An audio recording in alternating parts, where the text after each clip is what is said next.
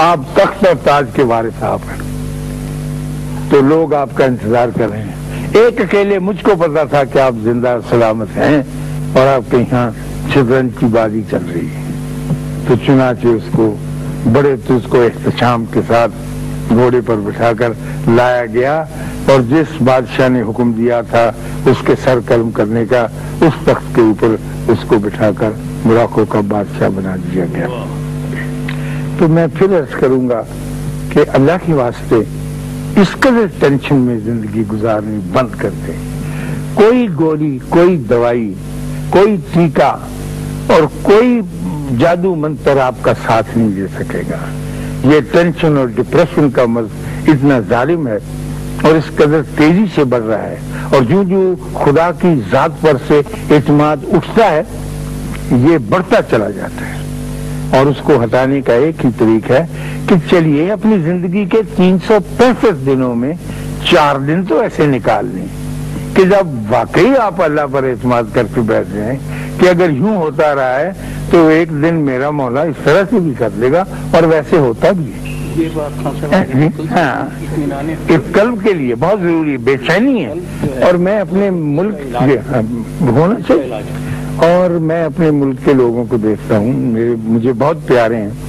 وہ اس قدر زیادہ کھچاؤ میں آ گئے ہیں اور ہر وقت خوف کی زندگی بسر کر رہے ہیں کہ اس کا کوئی سد باب ہونا چاہیے۔ میں تو کہتا ہوں مجھ سے ملتے رہا کریں اور پوچھتے، میں آپ ہی کے لیجیے، اخبار میں میں نے دیکھا اور زندگی کا عجیب و غریب واقعہ ہے، اور وہ یہ کہ اب مجھے جگہ یاد نہیں، غالباً آپ ہی کے علاقے میں، وہاں رادھا رام میں یا راجہ جنگ میں، ایک قصبے ہیں اچھے بڑے، وہاں ایک بینک کھلا تو چلتا رہا سال بھر، تو بینکوں کی ڈکیتیاں یہاں پر عام ہوگی، ہمارے لاہور میں، پنڈی میں، اسلام آباد میں، کراچی میں بہت زیادہ۔ تو کسی ڈکیت نے یہ سوچا کہ یہ قصبے کا وہ ہے بینک، اور اس میں آسانی کے ساتھ میں حملہ کر کے تو چھین سکتا ہوں، تو اس نے اپنی کلاشنکوف لی، جیپ باہر کھڑی کی، تیز رفتار جیپ، اندر گیا، اندر جا کے اس نے چھوٹا سا بینک، چھوٹے سے کمرے میں اندر جا کے اس نے ایک پٹاخہ بھی چلایا زور سے، کلاشنکوف، وہ جل گیا بیچارے، سب کے ہینڈز اپ کروا لیے، خاص طور پہ کیشیئر کے، اور کیشیئر کے آگے جتنی رقم تھی 28,000 کی، وہ اٹھا کے اس نے اپنے تھیلے میں ڈال لی۔ اب وہ قصبے کا گاؤں، اس میں 1000 کے بھی نوٹ، 100 کے بھی، 5 کے، 10 کے بھی، سارے ملے جلے اس نے ڈال کے تو چل پڑا، وہاں سے باہر نکلا ہے۔ باہر جب وہ نکلا تو ایک عجیب سما ہوا کہ اندر اس نے چونکہ اپنے کلاشنکوف کا ایک فائر کیا تھا، تو باہر گاؤں کے لوگوں کو پتہ چل گیا، انہوں نے کہا کہ جناب بینک ڈکیتی ہو گئی، اور یہ ہماری عزت کا معاملہ ہے کہ ہمارے گاؤں میں یہ ایسا فیل کیوں ہو۔ چنانچہ وہ اپنے گھروں سے اپنی پرانی بندوقیں، کارتوس والی اور توڑے دار بندوقیں، توڑے دار جہاں سے بارود ڈال کے اس کو ٹھونک کے بھرا جاتا تھا، پڑی تھی لوگوں کے پاس ایسٹ انڈیا کمپنی کے زمانے کی، وہ لے آئے، کسی کے پاس ایک آدھ رائفل بھی تھی۔ انہوں نے آ کے سارے اکٹھے ہو گئے چوک میں، اور انہوں نے کام یہ کیا کہ آتے ہی پہلے تو اس جیپ کے ٹائر پنکچر کر دیے گولی مار کے، کہ اب یہ تو چلا نہیں سکے گا اپنے گھوڑے کو، اور پھر شور مچانا شروع کر دیا کہ باہر نکل ہم تک۔ وہ جب باہر آیا، اس نے اتنے سارے بندوں کو دیکھا تو اس نے فائر کیے ہوائی، لوگ سہمے، دیواروں کے ساتھ لگے، لیکن پھر وہ آگے بڑھے،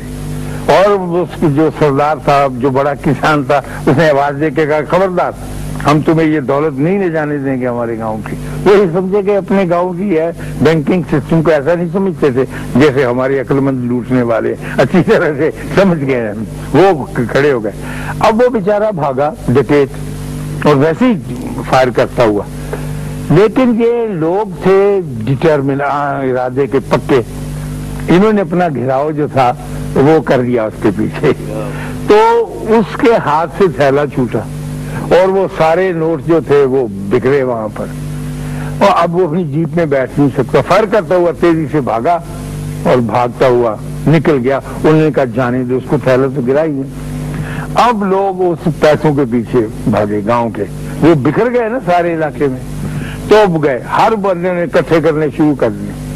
اکٹھے کر کے جھاڑ کے اور اس کو سنبھال کے، اب ان کو پتہ نہیں کتنے، جا کے بینک مینیجر کو دیا۔ ہاں انہوں نے بڑا شکریہ ادا کیا۔ خاتون و حضرات، یہ ورلڈ کی واحد بینک ڈکیتی ہے جس میں بینک کو 32 روپے کا فائدہ ہوا۔ کئیوں کی جیبوں سے گر گئے تھے نا پیسے، وہ بھی انہوں نے اکٹھے کر کے ساتھ شامل کر دیے، تو 28,032 روپے بینک لے کے بیٹھ گیا ڈکیتی کے باوجود۔ تو دیکھیے، تھوڑا سا اعتماد کرنے سے، تھوڑا سا برداشت کرنے سے کچھ ایسی راہیں بھی پیدا ہو سکتی ہیں۔ میں بار بار اس لیے عرض کر رہا ہوں کہ اس قدر زیادہ ریجڈ ہونے کی، اتنی زیادہ ٹینشن میں زندگی بسر کرنے کی چندہ ضرورت نہیں ہے، کیونکہ وہ تو ہو کر رہے گا جو کہ ہو کر رہنے والا ہے۔ بہتر ہے دل کے پاس رہے پاسبان عقل، لیکن کبھی کبھی اسے تنہا بھی چھوڑ دے، تو یہ بجا بالکل۔ تو یہ ساری چیزیں جو ہیں، ان کو ٹھیک ہے آپ احتیاط سے چلیں، اور یہ چلنا بہت اچھی بات ہے، لیکن ایسے زندگیوں کو عذاب میں نہ ڈال دیں جیسے میرے خردوں کی، میرے چھوٹوں کی، میری اس نسل کی، جن کے چہرے بہت خوبصورت ہیں لیکن سارے کے سارے بجھے ہوئے ہیں۔ یہ تو میں اسے پسند نہیں کرتا، میں نہیں چاہتا کہ وہ اس طرح کی زندگی بسر کریں جیسی کہ وہ کر رہے ہیں۔ میرا آرزو ہے اور بڑی تمنا ہے کہ آپ ایک سیل زندگی بسر کرنے کی طرف رجوع کریں، تاکہ بہت سے بڑے بڑے کام جو انتظار کر رہے ہیں، بہت سی فتوحات جو آپ نے طے کرنی ہیں اور جو آپ کا انتظار کر رہی ہیں، وہ آپ کو گلے سے لگائیں۔ وہ اسی طرح سے ہوگا کہ آپ قلب کو بھی مانیں اور اللہ کو بھی مانیں، اور ان دونوں کے درمیان ایک رابطہ پیدا ہونے کے لیے جگہ پیدا کریں۔ ہم نے تو جفا مار کے رکھا ہوا قلب کے اوپر بھی اور اللہ کے اوپر بھی۔ مادہ پرستی جو ہے یہ چھوڑنی پڑے گی سر، شاید مادہ پرستی چھوڑنے کے ہی بہانے میں کر رہا ہوں کہ تھوڑا سا 99% مادے کو آپ رکھیں پکڑ کے، 1% تو اجازت دے دیں اپنی ذات کو کہ کوئی بات نہیں، آج اگر 100 روپے کا نقصان ہونے کا اندیشہ ہے تو اسے ہو جانے دیں۔ اللہ آپ کو آسانیاں عطا فرمائے اور آسانیاں تقسیم کرنے کا شرف عطا فرمائے، اور اللہ کرے آپ خوش ہوں۔ اللہ حافظ۔